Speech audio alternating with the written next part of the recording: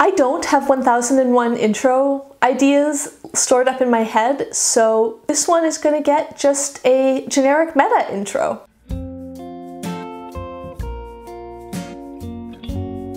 Hi everyone, Rosie here. Welcome back to my channel. This is the 1001 Books tag. It was originally created by Sandy of Miss Reads a Lot, and I was tagged by the lovely Shelley Swearingen. It is inspired by Sandy's goal to read all of the books mentioned in the 1001 Books to Read Before You Die book list thing. I'm going to start at the end with 10 plus 1 friends. Tag some friends. I'm going to tag 10 plus 1, but tag however many you would like. I've sort of lost track of who's done this tag because it's been quite popular, because it's a very good tag. But I'm going to tag a bunch of people, and if you've either already done this, it's possibly because you posted it after I'm filming this. You guys know how much I pre-film, or I just didn't see it and I'm sorry. Let me know down below so I can watch your video. I'm going to tag Erin Facer and Jeanette Barr of The Book Bar, Beating Around the Books, Beth Amberning Asokalar, Criminali, Jeremy Fee, Kathy Treidhart, Kristinelle SFF Reader,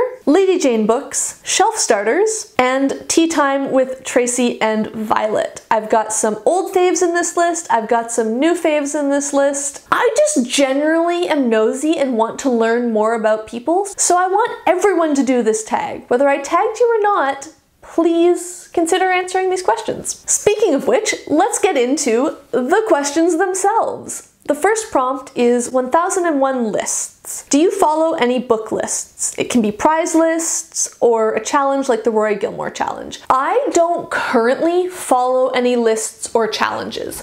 Every year, around the time of year when this video is going live, all of the reading challenges for the coming year start coming out. And every year, especially since I started Booktube, I start to think, oh, maybe I should do the Pop Sugar reading challenge. Maybe I should do the, Reading Women challenge. There's so many like that sound so cool and so interesting and look so attractive. But right now I have such a substantial TBR of books that I already own that I'm hesitant to take on any challenges that are likely to encourage me to buy more books. Because I'm not the sort of person who could do a challenge and then just not do prompts if I don't have anything to fill them. I would absolutely go out and buy more books in order to fit the prompts. And I think that's just an encouragement I don't need in my life. If I ever do get my own TBR down to a more manageable level, I'm thinking like, if I got it down to maybe 20 or 30 books that I own and have not read and actively want to read, then at that point I would definitely consider doing one of these challenges. As I said, I like the idea of them. They just don't really fit with my life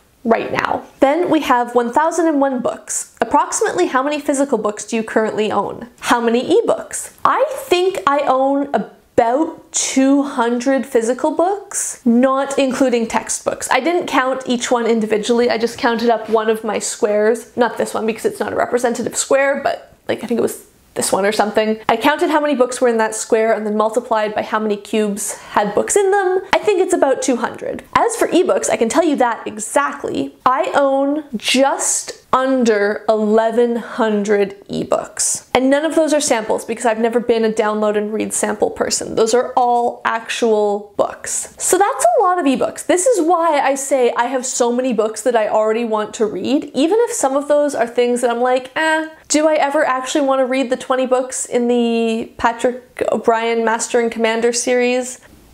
I don't know, but I own them. I just have so many books there. And I've read a lot of those, but by no means all of them. 1001 books read. Approximately how many books have you read in your lifetime? Do you keep track? I have been keeping track of the books that I have read since around the time I started reading as an adult. I think I've mentioned before, I read so much as a kid and especially in middle school, which for my part of the world, that was like roughly age 10 through 14-ish. I read, I think we could say, voraciously in that period. And then in high school, I sort of stopped reading for a while and started again when I was around 17 in university. I have been tracking every book I have read since December 26th, 2012. That is when I logged my first book on Goodreads, and I think I have tracked pretty much everything I have read since then. When I wrote these notes last night, I had read exactly 650 books since I started tracking as an adult. I have actually since finished another book because I finished one last night before bed, but we're going with 650 because that's such a nice round number. In my adult reading lifetime, I've read 650 books, and I have no idea how many books I read as a child. Hundreds, I assume. So I'm probably coming up to at least 1,000. I just have sort of that break point where I actually started tracking and can know for sure. The next prompt is 1001 Arabian Nights. Have you read any stories from the Arabian Nights? Do you have a favorite? If you haven't read it, do you want to? I feel like I probably read like a children's version of several of the stories, but by no means all 1001 of them. But I've never read the full collection, and even if I did read some as a kid, I didn't know them well enough or have a strong enough connection with any of them to have a favorite. As for if I want to read it, maybe someday, but it's not something that I feel like is a huge priority for me. 1001 Flavors. Do you have a favorite food or flavor? If I was going to pick just one flavor as an absolute favorite, realistically it has to be chocolate. I don't think there's any other flavor in the world I like as much as I like chocolate. But I love so many foods. I love food in general. I love cooking food. I love eating food. I love trying new foods.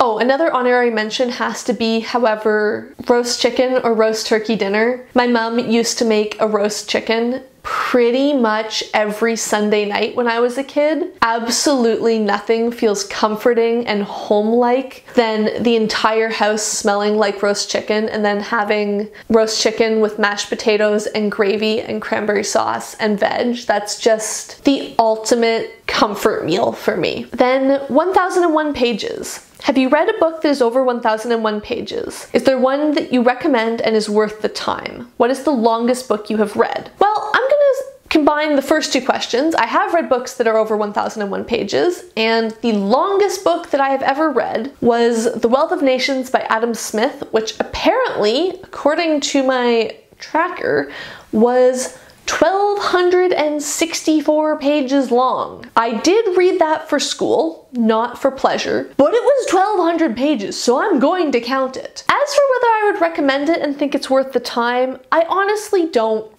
think so. I'm glad I read it. It was part of a course on classical economic thought and looking at the origins of the field of modern economics. So it was very valuable from that sense. It was an excellent book to read for a class. Do I think it's worth reading for someone just in general? Probably not. 1001 Buckets. Do you have a non-bookish bucket list? What is one thing on the list? I don't have a bookish or non-bookish bucket list. I don't really like bucket lists. If other people want to do them, that's great. Everyone, you do you. But for me, I don't like lists that aren't things I can achieve in the medium term. I'm down for goals that will take me a year or two to achieve, or things that I want to do in the next little while, like that time span, but I don't feel like a list of things that I want to do in the next 60 to 70 years is going to be very productive for me, because either I want to do it now, or there's a strong chance by the time I get to doing it, my priorities will have shifted. That being said, there are loads of things I would love to do in my lifetime, and loads of places I would like to go, and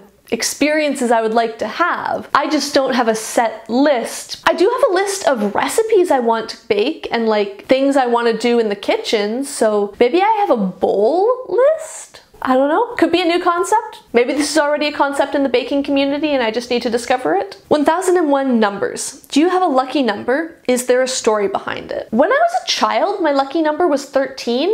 I think for the sole reason that it was generally considered to be an unlucky number and I was contrary like that. But as an adult, I don't really have a lucky number at all. 1001 Authors. Do you have a favorite author genre. I have so many authors that I love, and if you've been around here for a little while, you're probably know what I'm gonna say. I love Tolkien, I love Pratchett, I love Carrie Greenwood. I'm sure there are others that I'm forgetting right now. As for genres, yeah, there's a lot of genres I love. But for both of those, I can't pick a favorite. There's so many that I like and enjoy and love that I can't pick a favorite in this point in time, and I also can't pick a favorite for my life overall because those things change as we change, or at least for me they do. What's my favorite now probably won't be my favorite in 10 or 15 years. 1001 activities. Do you have a favorite outdoor activity? I love skating. I don't like rink skating that much. I mean, I'll do it if it's with a group of people or something, but whatever for skating indoors on a rink. But skating outside is one of my favorite things and probably my favorite form of exercise. For those of you who don't know, I live in, well, technically I live in Quebec, but in essentially the same city as Ottawa, and we have the Rideau Canal, which in the winter freezes and is an 8-kilometer long outdoor skating rink. I just love heading over there and skating 8 kilometers down and then 8 kilometers back. It's so much fun. There's a smaller rink on a creek near where my office is, which obviously I haven't been to the office for a year and a half. When we were working from the office, I used to bring my skates to work, and on the way home, I'd stop off and skate for like half an hour. That one wasn't as big. It was, I think, how big was it?